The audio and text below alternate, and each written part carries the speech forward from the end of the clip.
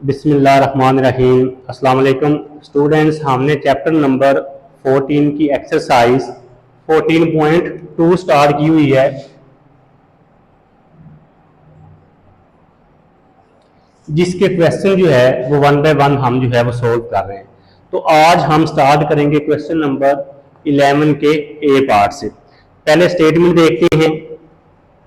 Given the following data x bar 54, y bar 28, b y on x minus 1.5, b x on y minus 0.2 show that the two estimated lines of regression intersect at the point x bar y bar. Estimate the value of x when y is equal to 30 and the value of y when x is equal to 55. Statement में हमने ये show करना है कि जो दोनों lines हैं वो x बार और y बार में से गुजरती हैं। दूसरा ये है कि x की वैल्यू पुट करके हमने y की वैल्यू निकालनी है और y की वैल्यू पुट करके x कैप की वैल्यू निकालनी है। तो इसका मतलब ये हुआ कि हमने पहले दोनों रिग्रेशन लाइंस फाइंड करनी है। तो पहले हम फाइंड करते हैं regression line x on y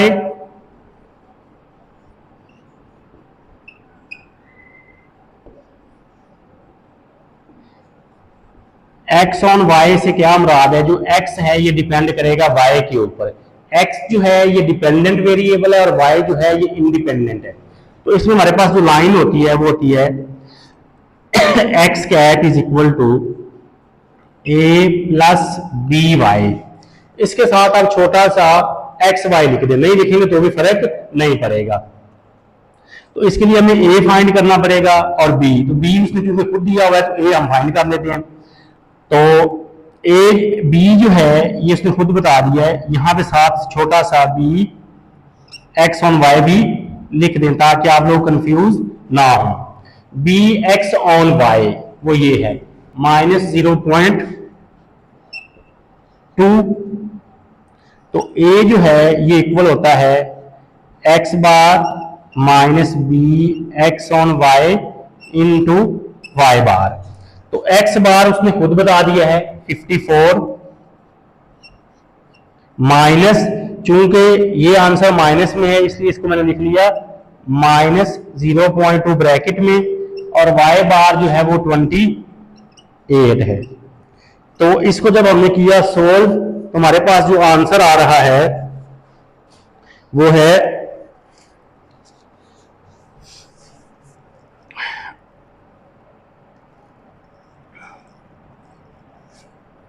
54, ये माइनस माइनस प्लस ये आ गया 55.6।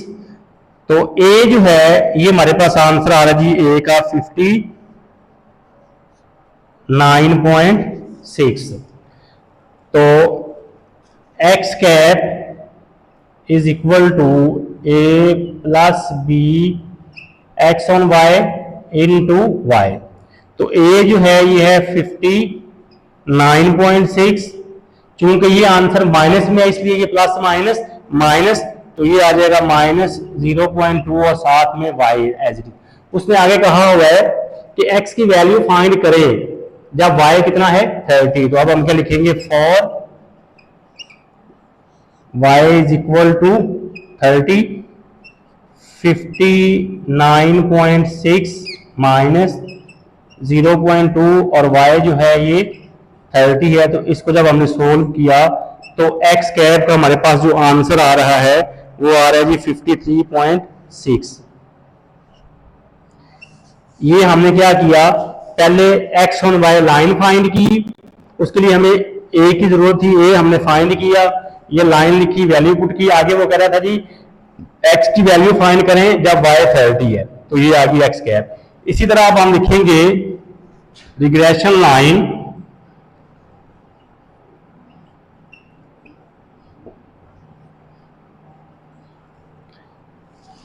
y on x। अब y डिपेंड करेगा x के ऊपर, तो y हो जाएगा डिपेंडेंट और x हो जाएगा इंडिपेंडेंट। तो लाइन क्या बनेगी, y cap is equal to a plus b y on x into x. तो बी वाई ऑन एक्स उसने खुद बताया हुआ है, वो है -1.5। ए की जरूरत है तो ए हम फाइंड कर लेते हैं, जो इक्वल होगा वाई बार माइनस बी एक्स बार।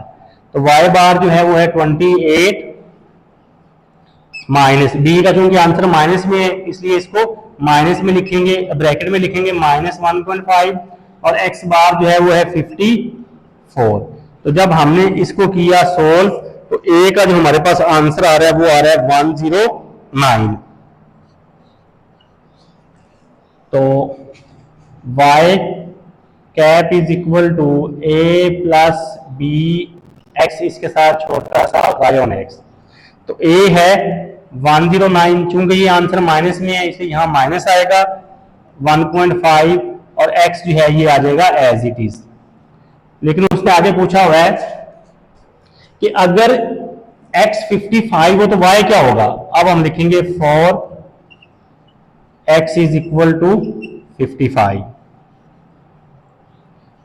109 माइनस 1.5 इंटू 55। इसको जब हमने सोल्व किया तो ये हमारे पास आंसर आ रहा है जी 26.5। अच्छा जी, ये अभी हमने एक पार्ट सोल्व किया है, रिग्रेशन लाइन एक हमने फाइंड की x ऑन y और y की वैल्यू पुट करके x कैप की वैल्यू निकाली। फिर दूसरी लाइन थी y ऑन x, तो y ऑन x के लिए हमने ये लाइन फाइंड की और y की वैल्यू पुट करके x की वैल्यू पुट करके y का आंसर निकाला। दूसरा वो ये हमसे पूछ रहा था कि शो दैट, हमने ये साबित करना है कि ये जो दोनों लाइंस हैं ये x बार और y बार में से पास करती हैं। तो उसके लिए क्या होगा, ये हमें थोड़ा सा रेज करना पड़ेगा।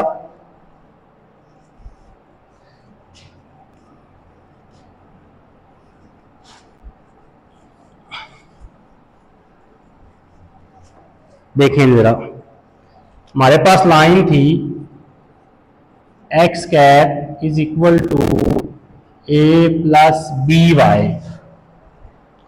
तो a का चूंकि आंसर था हमारे पास 59.6 और b का आंसर है -0.2 और साथ था y। अगर इस लाइन में y की जगह y बार पुट करने से x कैप का आंसर जो है x बार के इक्वल आ जाए तो हम कहेंगे जी ये जो लाइन है x बार में से और y बार में से पास करती है। दोबारा फिर सुनिए कि इस y की जगह पे अगर y बार पुट कर दें और x कैप का आंसर जो है वो x बार के इक्वल आ जाए। अब हम लिखते हैं for y is equal to y bar, तो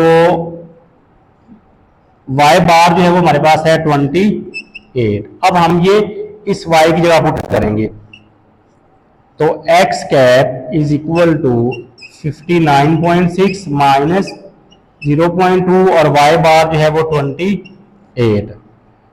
59.6 ये माइनस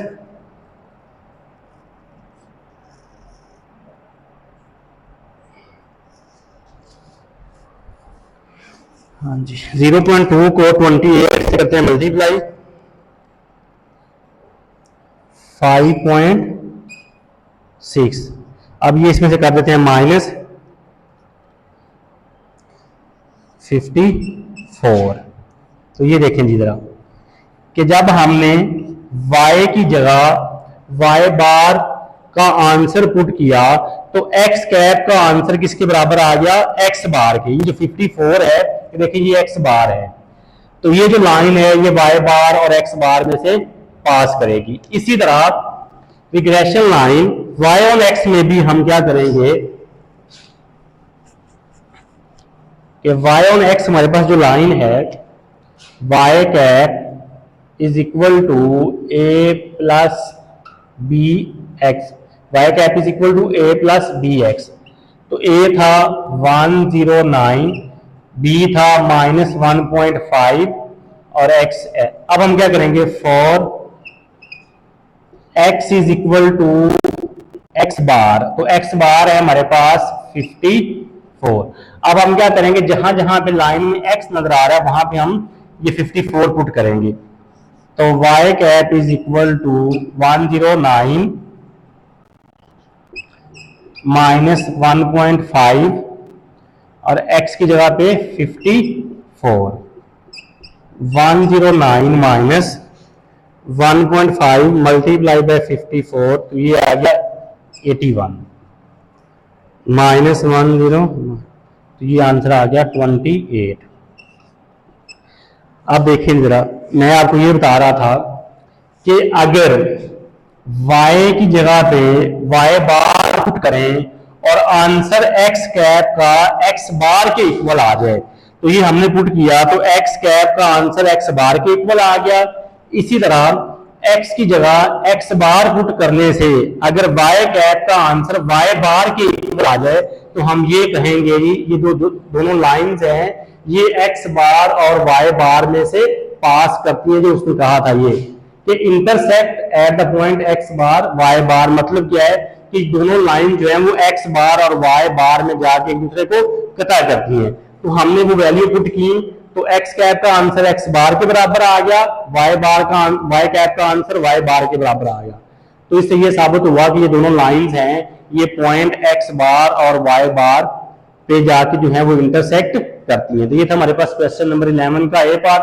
अब हम चलते हैं 11 के बी पार्ट की तरफ। क्वेश्चन नंबर 11 का बी पार्ट है, for a given set of data the least square regression lines are estimated regression line of y on x y cap is equal to 20.8 minus 0.219 x. Estimated regression line of x on y x cap is equal to 16.2 minus 0.785 y. Find coefficient of correlation. उसने हमें दोनों regression lines find करके दे दी हैं और वो कहता है जी find करें कोरिलेशन। कोरिलेशन को हम R से डिनोट करते हैं और ये इक्वल होता है plus minus b y on x multiply by b x on y under root. एक चीज आपने याद रखनी है कि अगर बी वाई ऑन एक्स का आंसर प्लस में है तो बी एक्स ऑन वाई भी प्लस होगा। कि मतलब क्या है कि दोनों रिग्रेशन कोएफिशिएंट का जो साइन होता है वो सेम होता है। अगर एक नेगेटिव है तो दूसरा भी नेगेटिव, अगर एक पॉजिटिव है तो दूसरा भी पॉजिटिव होगा। तो इसलिए देखें दोनों में हमारे पास माइनस में आ रहा है। अब ये फार्मूला है बी वाई ऑन एक्स और बी एक्स ऑन वाई का। तो रिग्रेशन लाइन अगर हम वाई ऑन एक्स की बात करें तो ये इक्वल है ए प्लस बी एक्स। तो इसमें देखें कौन सी लाइन जो है वो वाई कैप वाली है, वो ये है 20 पॉइंट। तो ये देखिए जरा वाई कैप जो है वो इक्वल है 20.8 माइनस 0.219x। अगर हम इन दोनों को कंपेयर करें तो यहां पे हमारे पास a जो है वो है 20.8, क्योंकि a की जगह पे ये है, ये प्लस माइनस, तो ये देखिए x की जगह पे x है तो b की जगह पे क्या आ रहा है माइनस 0.219। तो हमारे पास b y ऑन x मतलब y डिपेंड कर रहा है x के ऊपर, तो ये है माइनस 0.219। दोबारा फिर देख लें कि ये रिग्रेशन लाइन होती है y ऑन x। तो उसने बता दिया है कि y जो है y कैप 20.8 माइनस 0.219x। तो जब हम इन दोनों को कंपेयर करेंगे y कैप की जगह पे y कैप है, a की जगह पे 20.8 है, b की जगह पे है माइनस 0.219 और x की जगह पे x है। इसी तरह x कैप जो है ये इक्वल होता है a प्लस बी वाई।